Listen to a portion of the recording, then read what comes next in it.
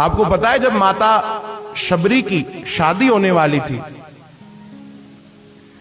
वो शबर जाति की है और बड़े घर की थी माता शबरी। शबर जाति में उनके जो बड़े घर की थी, उनकी शादी फिक्स हो गई, भाई शादी होनी है। शबरी माता तैयार भी हो गई, श्रृंगार भी कर लिया, सब हो गया, बारात आ गई। तो उन्होंने देखा कि उनके सामने से कई बकरे मुर्गियां ले जा रहे हैं घर में। तो किसी से पूछा, भाई ये क्यों ले जा रहे हैं, ये काय के लिए ले जा रहे हैं और ऐसी हालत है इनकी? बोले हाँ, आज सब ये कटने वाले। बोलो जय श्री कृष्ण। क्यों? बोले तुम्हारी शादी का जश्न है, तुम्हारी शादी होने वाली है। हाँ, शबर जाति की तुम बड़े खानदान से हो, बड़े घर से हो, आज तुम्हारी शादी होने वाली है, आज ये सब कटने वाले हैं और जितने भी बाराती मेहमान आए सबको खूब मौज करवाएंगे ये खिला के। माता शबरी रोने लगी, किसी को नहीं बताया, शादी छोड़ के भाग गई। बोलो जय श्री कृष्ण। ये माता शबरी की सच्ची घटना है। हमने केवल यही सुना है ना कि उन्होंने राम जी का इंतजार किया था। केवल इंतजार नहीं किया था, उन्होंने बहुत बड़ा त्याग भी किया था, बहुत करुणा दिखाई, तभी भगवान उनका पता पूछते पूछते गए थे। बोलो जय श्री कृष्ण। छोड़ दिया, जाए, समाज को जो कहना है कहेंगे, घर वालों को जो कहना है घर वालों को ही छोड़ दिया। ऐसे रिश्ते मुझे नहीं चाहिए कि यहां मेरी शादी की खुशी में आप किसी की हत्या कर दो, जानवर काट डालो। ओहो, छोड़ के चली गई माता शबरी। उस दिन के बाद से मतंग ऋषि के आश्रम में वो रहने लगे। बोलो जय श्री कृष्ण। ये कथा हमने नहीं सोची थी आपको बताने की, पर ये भगवान की कृपा है ना। भगवान चाहते होंगे कि शबरी माता की भी थोड़ी कथा आ जाए। फिर मतंग ऋषि के आश्रम में चली गई, उनको वहां पे भी आने नहीं दिया कि तुम छोटी जाति से हो, तुम कैसे यहां सेवा करोगी, यहां सब ऋषि मुनि तपस्वी भजन करते हैं, हवन यज्ञ करते हैं, तुम नहीं आओ, बिल्कुल मत आओ। तो उन्होंने कौन सी सेवा पकड़ी? आधी रात को झाड़ू लगाती थी मंदिर के बाहर, आश्रम के बाहर, आधी रात को झाड़ू लगाकर जांच करती थी, कैसे? सोकर, कि कोई कंकड़ न रह गया हो, अगर रह भी गया हो, रास्ते पर कोई पत्थर रह गया हो तो मुझे लग जाए, किसी संत को ना लगे। मतंग ऋषि ने देखा कि भैया हम रात को जाते हैं तो यहाँ धूल मिट्टी कंकड़ रहती है रास्ते पर, सुबह आते हैं तो पूरा साफ रहता है, कौन करता है? किसी ने बताया कि एक है छोटी जाति वाली, नाम शबरी है, वो करती है। बोले ले आओ। बोले महाराज छोड़ो, उनको क्यों बुला रहे हो? बोले नहीं, ले आओ भाई, उसे ले आओ। माता शबरी सामने आई और प्रणाम किया मतंग ऋषि को। जी सतगुरु जी आज्ञा करें। बोले आप करते हो सेवा रोज? बोले हाँ, आपकी कृपा से आप करवाते हैं, भगवान करवाते हैं, क्योंकि दिन को मुझे करने नहीं देते तो रात को चोरी छिपे करनी पड़ती है सेवा। संत राजी हो गए, बोले अब चोरी छिपे करने की जरूरत नहीं, आपको हम यही कुटिया बनवा के दे रहे हैं, आपको जब मन पड़े आप सेवा करो, कोई नहीं रोकेगा। सबने विरोध किया पर संतों ने लाज रखी। बोले नहीं, आप सबसे ऊंचा भाव तो शबरी का है। बोलो जय श्री कृष्ण। जीवन भर उन्होंने भक्ति की, जीवन भर सेवा की। सबसे ज्यादा माता शबरी ने मतंग ऋषि की सेवा की।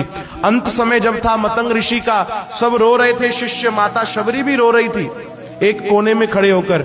मतंग ऋषि ने क्या किया, उनको पता चल गया भैया कल संसार का त्याग करना है, तो उनके पास जो कुछ था अपने शिष्यों में बांट दिया।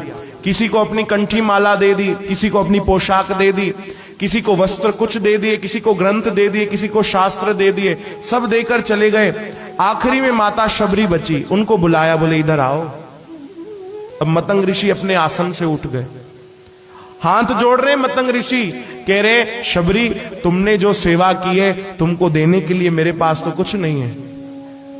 तो माता शबरी रो रही है, कहती है सतगुरु आप तो मालिक हो, आप कह रहे हो कुछ नहीं है, मैं बताऊं मुझे क्या चाहिए? क्या चाहिए? बोले बस निरंतर आपकी सेवा, आपका प्रेम, आपका दिया हुआ नाम चाहिए, और कुछ नहीं चाहिए। मतंग ऋषि ने सर पर हाथ रखा। बोलो जय श्री कृष्ण। ये बड़ी सुंदर अवस्था होती है जब गुरु जी, संत महात्मा, सतगुरु शिष्य के सर पर हाथ रखें प्रसन्न होकर।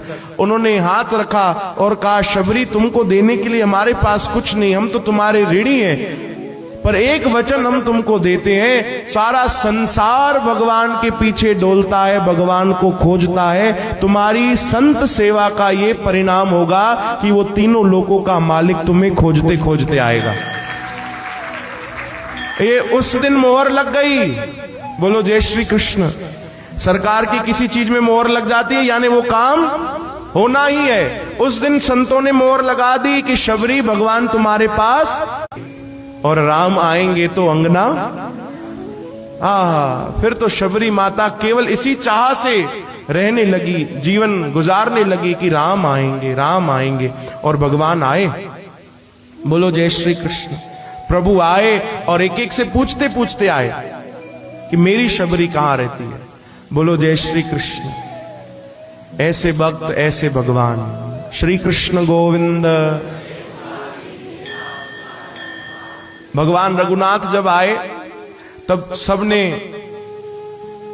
विरोध किया था। देखो भगवान का भी विरोध हुआ है। कभी आपका हो जाए ना तो निराश मत होना, कहना भगवान का भी तो हुआ था भैया, हमारा हो रहा है तो हम कौन सी खेत की मूली है। भगवान का भी कई लोगों ने विरोध किया है।